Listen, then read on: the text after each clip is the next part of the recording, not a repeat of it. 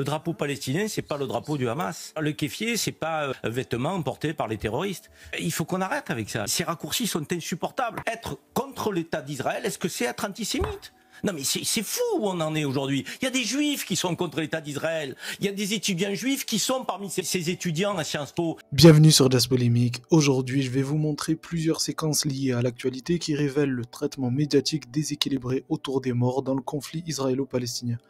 Et on commence tout de suite avec le Hezbollah, il y a quelques jours, qui aurait attaqué une position militaire au nord d'Israël, causant 60 blessés.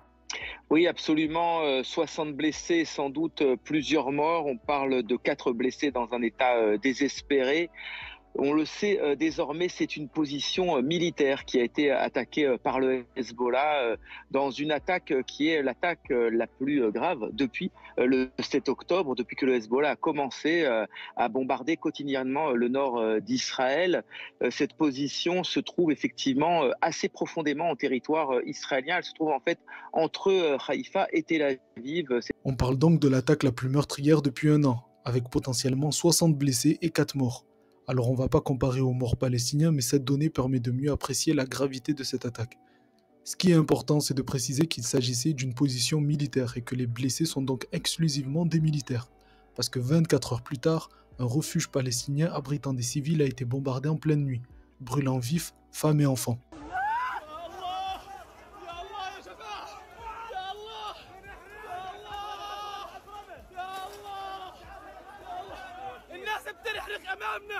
Ce qui est extrêmement pénible, c'est de voir la différence de traitement scandaleuse de ces deux attaques par les médias français. Sur France 2 par exemple, tout un sujet a été consacré aux militaires blessés par le Hezbollah, tandis que les civils palestiniens morts n'ont eu droit qu'à une petite mention de 10 secondes.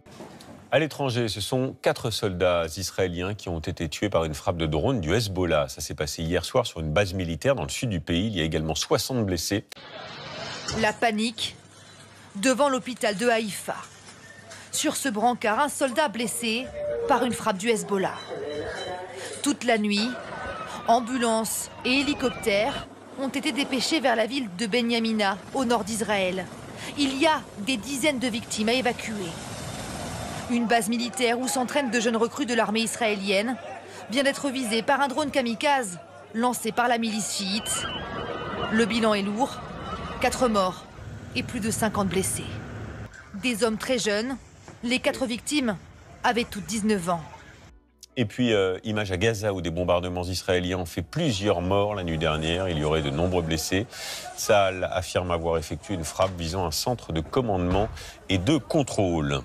Ce sont des choix qui ne sont pas dictés par l'éthique journalistique ou la logique, mais plutôt par un parti pris très clair en faveur du gouvernement et de l'armée israélienne.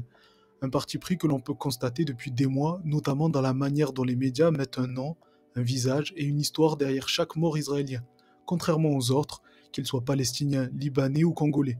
Ces derniers-là sont souvent mentionnés par centaines ou milliers sans aucune identité. Ils sont déjà 8 à être tombés au combat. Tsahal a publié les portraits de ces militaires. Ils étaient âgés de 21 à 23 ans. Parmi eux, le capitaine Eitan Itzhak-Oster, 22 ans, membre du commando Egoz, une unité spécialisée dans la lutte contre le Hezbollah.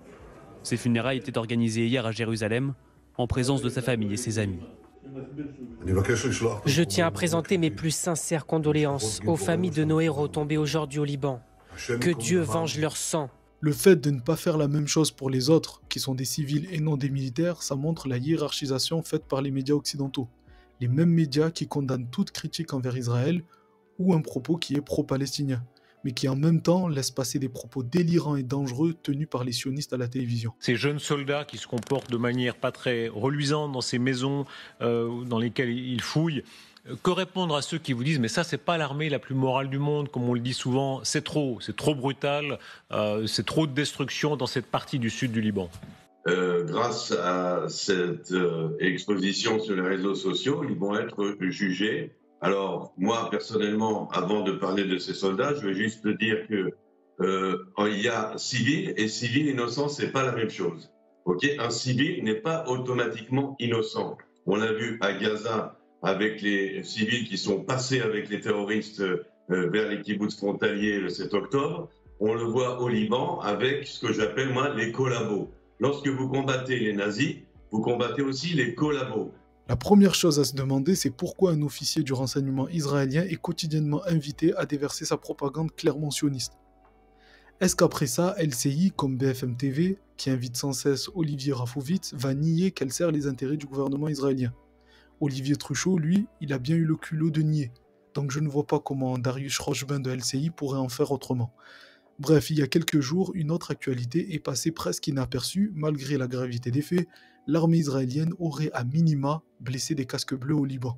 Oui, tout à fait. De nouveaux casques bleus ont été blessés ce matin dans le sud du Liban. Et devant cette polémique qui monte depuis plusieurs jours maintenant, Tsahal a été obligé d'une certaine manière de répondre, de publier des explications tout à l'heure dans un communiqué. L'armée israélienne affirme déjà que selon elle, ces casques bleus blessés ces 2 derniers jours ont été pris au milieu de combats entre le Hezbollah d'un côté et l'armée israélienne de l'autre au sud du Liban. L'armée a tiré sur une menace qui se trouvait, selon l'armée, proche des positions de la Donc, toujours selon Tsahal, ces casques bleus ont été blessés de manière accidentelle et non pas intentionnelle. Il parle d'un accident. Donc quand Tsahal tue des civils, ce sont des dommages collatéraux. Quand ils détruisent un hôpital, c'est parce que le Hamas s'y réfugie. On a bien compris depuis plus d'1 an comment fonctionnait l'armée israélienne. Quand quelque chose dérange Netanyahou, il se précipite pour le bombarder et ensuite dire que ce n'était pas voulu et que pour plus de sécurité, les cibles devraient s'en aller. Une manière de faire bien défendue dans les médias français, avec des chroniqueurs et des éditorialistes qui n'hésitent pas à faire les porte-paroles d'Israël. Respecter de la part du gouvernement israélien une règle simple, c'est qu'on ne s'attaque pas à des casques bleus. Ça me paraît quand même être une évidence. Netanyahou veut que les casques bleus partent. Bah oui, c'est son objectif. Que la finule parte, vous vous dites qu'il faut que les casques bleus restent. Bah je le souhaite. Pour ne pas céder à Netanyahou, mais dans les conditions actuelles, il reste pour faire quoi ? Il reste pour faire la raison pour laquelle ils sont là-bas, c'était protéger le sud Liban et la frontière. Et ils avaient une mission. Non mais d'accord, mais la solution, c'est pas qu'ils partent. La solution, c'est que Netanyahou arrête.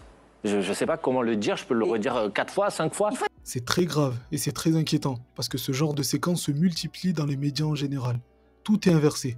L'oppresseur devient l'opprimé, l'agresseur devient l'agressé, le mensonge devient la vérité, et le courage devient la lâcheté. Vous vous souvenez des policiers qui verbalisaient des gens pour avoir porté un pins pastèque? Est-ce qu'ils oseraient verbaliser ceux qui portent un ruban jaune pour soutenir les otages? Non, jamais, ce serait fou, et tant mieux. Mais punir le fait de soutenir une population civile qui souffre est devenu un motif de sanction. Tout est inversé. Ça vous choque ou pas plus que ça? C'est pas le drapeau du Hezbollah, non. Le drapeau palestinien, c'est pas le drapeau du Hamas. Le kéfier, c'est pas un vêtement porté par les terroristes. Il faut qu'on arrête avec ça. Ces raccourcis sont insupportables. Vous défendez la cause palestinienne, vous êtes suspect, vous défendez le Hamas ou la cause palestinienne? Mais moi, quand il y a un Israélien qui dit qu'il a peur pour sa sécurité, est-ce que je lui dis tu es un soutien du criminel Netanyahou? Il faut qu'on arrête ça. Et moi, je combattrai toujours l'antisémitisme. Être contre l'État d'Israël, est-ce que c'est être antisémite? Non mais c'est fou où on en est aujourd'hui. Il y a des juifs qui sont contre l'État d'Israël. Il y a des étudiants juifs qui sont parmi ces étudiants à Sciences Po. Il faut pas croire qu'il n'y a pas de juifs quand même à un moment donné qui s'insurgent contre la politique israélienne aujourd'hui, ce gouvernement d'extrême droite. Il y a plein de juifs qui disent j'ai honte moi de ce qui se passe là-bas. Et il faut leur donner la parole à cela aussi un peu. Il faut leur donner la parole. Les Ronnie Broman, les Michel Siboni. Et il y a plein de jeunes moi que je rencontre dans la rue et qui voient que mes positions sur les plateaux, c'est parfois difficile de les tenir parce que tu as une adversité qui me disent tenez bon, je suis de confession juive, mais je cautionne pas ce qui se passe. Ça existe. On peut leur tendre le micro à cela. Karim Zeribi soulève un point intéressant. Pourquoi les juifs antisionistes sont-ils si peu, voire pas du tout invités sur les plateaux télé? Et c'est pareil pour les Palestiniens. La participation des médias à cette propagande, et je pense qu'ils en ont conscience, devra être jugée un jour ou l'autre. On en est au point où Macron, qui a brillé par sa soumission au sionisme depuis 1 an, a d'abord déclaré qu'il ne livrerait plus d'armes à Israël pour ensuite dire en Conseil des ministres, je cite, « Monsieur Netanyahou ne doit pas oublier que son pays a été créé par une décision de l'ONU. » Connaissant Macron depuis plusieurs années maintenant, on peut raisonnablement penser qu'il a été poussé par certains de ses maîtres. Mais lesquels? Donnez-moi votre avis en commentaire. Parce que pour Golnadel, Macron aurait dit ça pour plaire aux banlieues. La bonne blague. C'est toute révérence gardée par le président de la République. Cette phrase et d'une ignorance abyssale et d'une ignominie égale. La réalité, comme l'a dit très bien Elisabeth, c'est que l'ONU n'a pas du tout créé Israël. Donc ça n'a vraiment aucun sens. Alors pourquoi cette Attendez, il est à 22%. Il n'a jamais été aussi bas. Alors peut-être que là, grâce à ces discussions, grâce à cette déclaration-là, il va peut-être monter un chouïa dans les banlieues. Ça fait 7 ans qu'il n'a absolument rien fait pour les banlieues, bien au contraire. Il a uniquement défendu les intérêts des puissants. Il a sournoisement appliqué une politique des plus hostiles envers les pauvres et particulièrement envers les Français issus de l'immigration. Donc si vous êtes les deux à la fois, c'était double tarif. Alors penser que Macron en a quelque chose à faire des quartiers populaires, c'est faire preuve d'une grande naïveté. Comme la plupart des bourgeois, Macron voit les banlieues comme des zoos remplis de macaques. Et je le dis avec tout l'amour du monde. Dites-moi ce que vous en pensez en commentaire, n'hésitez pas à vous abonner et à mettre un pouce. Je vous donne rendez-vous demain pour une nouvelle vidéo sur l'actualité. En attendant, prenez soin de vous, respirez un bon coup, dans tous les cas, on est ensemble, ciao.